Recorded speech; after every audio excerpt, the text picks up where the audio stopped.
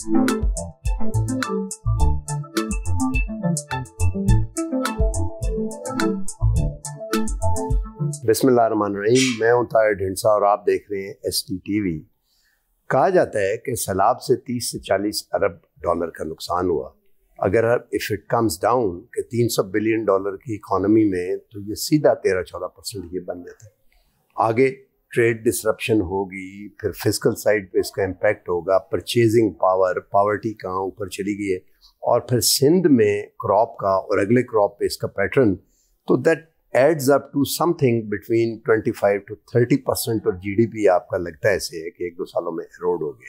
इसको दोबारा रीबिल्ड करना is a long term thing, क्योंकि सिंध में बहुत से शहर ऐसे हैं जिन्हें अब उन्होंने डिज़ास्टर वल्नरेबिलिटी की वजह से कहा है कि यहाँ शहर नहीं, दोबारा बसाना पड़ेगा पूरा प्रोविंस लगता है करने के लिए। ये काम तो चलता रहेगा, लेकिन शॉर्ट टर्म में आपने उन लोगों के लिए क्या करना है जिनका सिर्फ पर्पज़ इस वक्त, जिनकी सिर्फ ज़रूरत इस वक्त रोटी है, कपड़ा है, दवाई है और किसी किस्म का शेल्टर। और अगर इसको बहुत हम एम्बिशियस कर लें तो some sort of a livelihood, उसके लिए क्या करना है? इसके लिए हमने आज फिर एक दफ़ा मैक्रो इकोनॉमिस्ट को एक से हम बात करेंगे। डॉक्टर साजिद अमीन, वेरी वार्म वेलकम। थोड़ा सा बताएं हमें। जी ताज साहब, बहुत शुक्रिया। मेरे ख्याल बहुत हद तक आपने जो आपका लास्ट पार्ट था इंट्रो का, खास करके जो इस वक्त हमारा मेन फोकस है वो आम आदमी होना चाहिए और उसको इमीडिएट रिलीफ कैसे दिया जा सकता है, ये मेरे ख्याल बड़ा अहम आपका एक जो पॉइंट है, क्योंकि जो आपकी लॉन्ग टर्म रिहेबिलिटेशन है उसको टाइम लगेगा। लेकिन इस वक्त पाकिस्तान में एक आम आदमी दो तरह से पिस रहा है बुनियादी तौर पे आप देखें तो। एक तो ज़ाहिर है सैलाब के आने से पहले भी अगर आप देखें तो हमारी जो इकोनॉमिक में बैलेंस ऑफ पेमेंट क्राइसिस था वो बहुत बुरी तरह से आया हुआ था। IMF का प्रोग्राम था, बहुत टाइट फिस्कल पॉलिसी और मॉनिटरी पॉलिसी चल रही थी, जिसकी वजह से एक तरफ तो जो रोज़गार के मौके हैं वो कम हो रहे थे क्योंकि हमारी जो ग्रोथ रेट है वो स्लो डाउन हो रही थी उसमें। एट द सेम टाइम हमारे यहाँ हिस्ट्री हाईएस्ट इन्फ्लेशन है। तो एक तरफ तो आम आदमी का जो रोज़गार के मौके हैं, जो रोज़गार है, जो इनकम है, जो आमदन है वो कम हुई है, और साथ ही साथ हमारा जो इन्फ्लेशन है वो बहुत ज़्यादा बढ़ गया है। अगर आप अगस्त के नंबर्स देखें तो वो तकरीबन 27% के करीब जो है वो आपका हेडलाइन इन्फ्लेशन है, और 30% के करीब आपका जो फूड इन्फ्लेशन है। और जो आप अगर देखें तो जो तकरीबन जो गरीब तबका है उसकी इनकम का 60 से 70% जो है वो फूड बास्केट में जाता है, फूड कंजम्पशन पे जाता है। तो जिस मुल्क में 30% फूड इन्फ्लेशन हो और साथ ही साथ रोज़गार के मौके कम हो, तो वहाँ आम आदमी की जो मुश्किलात हैं वो बहुत ज़्यादा बढ़ जाती हैं। सैलाब ने मज़ीद वो मुश्किलात बढ़ा दी है। जैसे आपने खुद भी कहा कि अभी तक अगर हम 30 बिलियन के एस्टिमेट्स ले लें, जो 30 बिलियन डॉलर का है, तो रफली 10% ऑफ GDP जो है वो एरोड हो गया है, वो ख़त्म हो गया ज़्यादा। लेकिन उससे बढ़ के ये है कि आपकी जो 1/5 पॉपुलेशन है, तकरीबन 33 से 35 मिलियन के करीब जो है वो इफेक्ट हो गई। उसके जो रोज़गार है वो तकरीबन समझ लें कि अगले 6-8 माह के लिए ख़त्म हो गया है। ख़ासकर वो लोग जो एग्रीकल्चर से वाबस्ता हैं, ज़राअत से वाबस्ता हैं, तो उनका लाइवलीहुड जो है वो बिल्कुल ख़त्म हो गया है। तो इस वक्त वाकई जिसको हम सही मानों में कहते हैं वो हम सुनते तो आए हैं कि पाकिस्तान इस वक्त एक नाजुक मोड़ से गुजर रहा है।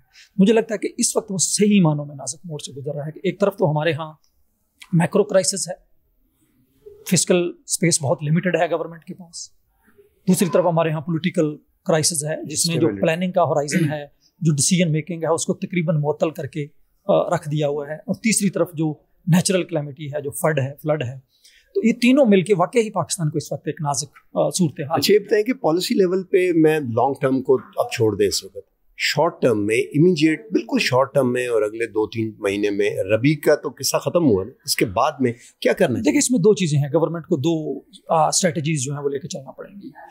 एक तो इमीडिएट जो इस वक्त जो फ्लड अफेक्टेड एरियाज हैं उनमें तो आप समझ लें कि जो कैश ट्रांसफर्स हैं या इस तरह की जो कैश सपोर्ट है वो शायद बहुत ज़्यादा इफेक्टिव नहीं होगी, क्योंकि मार्केट से एग्जिस्ट नहीं करती। हाँ, जाहिर है। आपने अगर मैं आपको पैसे दे दूँ, आपने रोटी कहीं से तो खरीदनी है ना, तो आप लाएंगे कहाँ से?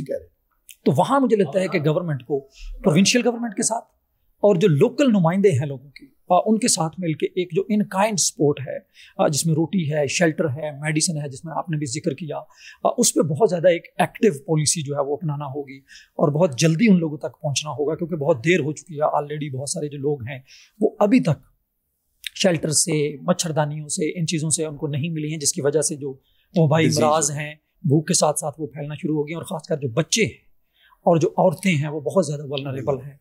तो हमें उनके लिए एक स्पेशल स्ट्रेटजी, एक जेंडर लेंस के साथ, एक बच्चों के लेंस के साथ एक स्ट्रेटजी जो है इन काइंड सपोर्ट की वो बनाना होगी इमीडिएटली, खासकर सिंध, बलूचिस्तान और वो लोग जहाँ बिल्कुल पानी अभी भी खड़ा है।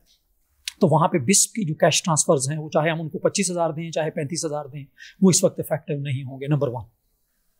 लेकिन मुझे लगता है कि साथ साथ जो हमें एक ओवरऑल जो पूरे मुल्क के लिए वो एरियाज जहाँ पे फ्लड इफेक्ट नहीं भी है लेकिन इनडायरेक्ट इम्पैक्ट ऑफ फ्लड्स जा रहा है। आपने देखा होगा कि जो ही फ्लड्स आए तो अगस्त में हमारी जो टमाटो ओनियन और जो टमाटर की प्राइसेस हैं वो कैसे तेज़ी से बढ़ी, फूड इन्फ्लेशन बहुत तेज़ी से बढ़ा। तो उन लोगों को भी प्रोटेक्ट करने की ज़रूरत है जो इन्फ्लेशन का इम्पैक्ट उनके ऊपर आ रहा है। वो फ्लड ने फर्दर स्ट्रेंथन उसको कर दिया है। तो उसके लिए मुझे लगता है कि जो इमीडिएट एक टूल हो सकता है वो आपके पास जो सोशल प्रोटेक्शन की जो एक रिलीफ है, जो सोशल सेफ्टी नेट्स हैं, उनको बहुत ज़्यादा एंगेज करने की जरूरत है। मसलन हमने ये प्रपोज किया है कि आपकी जो राशन रियायत प्रोग्राम है जिस पे आप 1,000 रुपया दिया करते थे 2019-20 में, उसके दिनों में कोविड-19 के दिनों में, उस अमाउंट को डबल कर दिया जाए। वो रफली आपके 20 मिलियन हाउस होल्ड्स को कवर करती है, जिसको हम कहते हैं कि 53 मिलियन के करीब आपके जो हाउस होल्ड्स हैं वो कवर करती है। उसको डबल कर दिया जाए। उसके लिए रफली हमें $40 बिलियन चाहिए महाना। तो देखने में बड़ी बड़ी अमाउंट, 40 बिलियन रुपीस महाना हमें चाहिए। ठीक है। बहुत सारे लोग कहते हैं ये बहुत बड़ी रकम है, फिस्कल स्पेस कम है। तो हमने ये सजेस्ट किया कि फॉर एग्जांपल अगर पेट्रोलियम लेवी से जो आप पैसे ले रहे हैं वो तकरीबन 855 बिलियन है जो आपका टारगेट है। अगर आप उसका सिर्फ 25% डाइवर्ट कर दें इस तरफ तो वो पूरा हो जाता है। एक और जो मुझे लगता है कि सबसे अहम जो गवर्नमेंट को डिसीजन लेना होगा, और शायद वो मुश्किल डिसीजन होगा बट वो ज़रूरी है, कि इस साल की जो PSDP है उसमें जो मैचिंग ग्रांट्स नहीं हैं जिनको अवॉइड किया जा सकता है वो सस्पेंड कर देनी चाहिए और वो आम आदमी की तरफ, सोशल प्रोटेक्शन की तरफ, सोशल सेफ्टी नेट्स की तरफ, चाहे वो सस्ता पेट्रोल है चाहे वो राशन रियायत है, इस तरह के प्रोग्रामों में आपको डाइवर्ट करनी होंगी ताकि उसको किया जा सके। प्रोविंशियल होता है। जी, मैं वही बात कर रहा हूँ, फेडरल या प्रोविंशियल गवर्नमेंट्स को मिलकर, दोनों को मिलकर उसको करना होगा। और तीसरा मुझे लगता है कि वो सोर्सेज ऑफ रेवेन्यूज जो इन्फ्लेशनरी हैं, हमें IMF के साथ बैठना पड़ेगा कि अगर आपको 7.4 ट्रिलियन का टारगेट अब भी रहता है, क्योंकि मेरे ख्याल में उसको रिवीजन की जरूरत है क्योंकि वो पहले हुआ था, फ्लड्स के आने से पहले वो हुआ था, उसको एडजस्ट करने की जरूरत है। आपका GDP का साइज चेंज किया तो वो जो इन्फ्लेशनरी प्रेशर है, क्योंकि इस वक्त पाकिस्तान एक स्टैगफ्लेशन में है जहाँ बहुत हाई इन्फ्लेशन है, बहुत लो ग्रोथ है, तो हमें इन्फ्लेशनरी प्रेशर को इमीडिएटली कम करना है। तो हमें जो इन्फ्लेशनरी सोर्सेज ऑफ रेवेन्यूज हैं उनको भी कर्टेल करना पड़ेगा। इन तीनों पॉलिसीज को लेके गवर्नमेंट चलेगी इमीडिएटली, तो फिर शायद हम किसी आम आदमी को, पब्लिक एट लार्ज को एक रिलीफ जो है वो दे सकते हैं। आपने 3 बातें की। एक तो ये है कि जो डेवलपमेंट का बजट है उसे भी डाइवर्ट किया जाए। दूसरा जो फिस्कल टारगेट है उसे नीचे लाना चाहिए ताकि जिससे इन्फ्लेशन होती है पेट्रोल वगैरह से या और चीजों से एटलीस्ट 10% उसमें स्लैश आना चाहिए, 10% रेवेन्यू टारगेट्स में। और तीसरा आपने ये किया कि राशन वगैरह के लिए खाने पीने का एक्सपोर्ट है सलाबी एरिया में, कोई पॉलिसी भी तो ऐसी होनी चाहिए ग्रोथ वगैरह की ऐसी जो इमीडिएटली कंट्रीब्यूट करना शुरू कर दे। देखिए वो मुश्किल होगा, खासकर फ्लड अफेक्टेड एरियाज में आप अभी कोई एक्टिविटी स्टार्ट नहीं कर सकते। अगर बनाना शुरू कर हाँ, लेकिन कहाँ पे बनाए, अभी तो वहाँ बिल्कुल पानी खड़ा है।